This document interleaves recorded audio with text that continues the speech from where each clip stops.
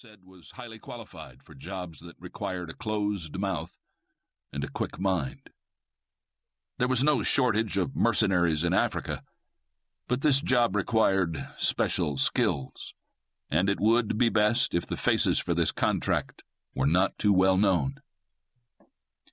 During that initial telephone call, Sean had given von Janich a briefing on a man called Casey Romaine, whom the Chinese had used on a recent job in Cambodia. Sean was not personally fond of the man, but he assured the Boer that Mr. Romaine always held up his end of a bargain. At von Janich's urging, Sean related what he knew of the mercenaries' background. Casey was a former foreign legionnaire who had seen action in French Indochina and Algeria, and was a veteran of the United States debacle in Vietnam. Sean had sent von Janich a recent photograph of Casey Romaine, adding that he thought the man had also served in the German Wehrmacht. Von Janich found that hard to believe.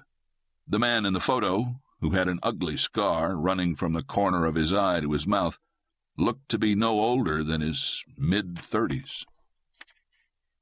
Von Janich took a commercial flight to Johannesburg, and from there, with only a 2-hour layover, he was on his way to Hong Kong with a stop at Bangkok.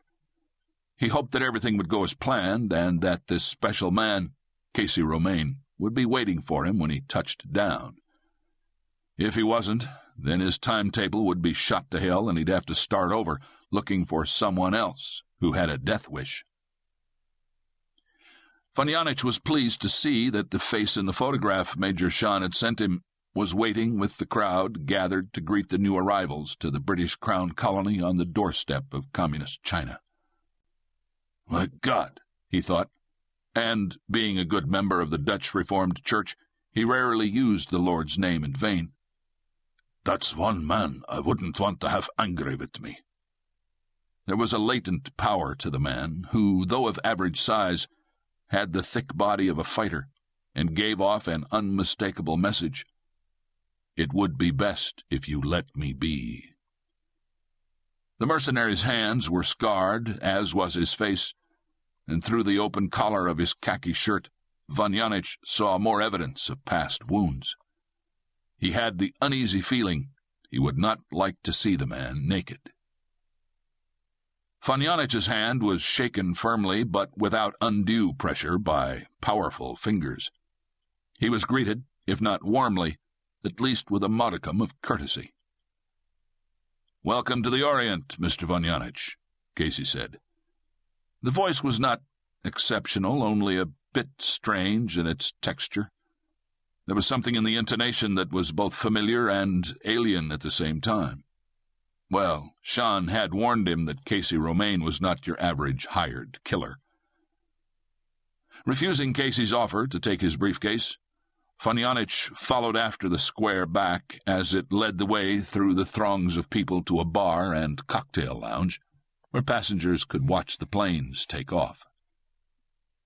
Von Janich found that Casey Romaine already had a good idea of what the Boers wished him to undertake, so he just filled in the details over a few gin and tonics. Casey soon set his mind at ease, at least as far as his expertise in matters such as these were concerned. His questions were kept to a minimum, but all were vital and to the point. The Boer security officer sweated a bit more than usual, but his new acquaintance showed no signs of anxiety or tension. Von Janich couldn't put his finger on the man's attitude. It was as if what was being offered him really didn't matter at all. Von Janich felt that Casey was taking this contract to kill a man, merely to use up time. They reached a basic understanding before von Janich's flight to Tokyo departed 3 hours later. The number of men, the mission, and the pay were all agreed upon.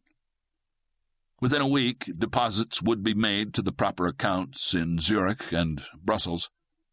Once von Janich was certain Casey was his man, he gave him his briefcase. Inside was information necessary to begin operational planning. Names of those for and against Matthew Dzhombe,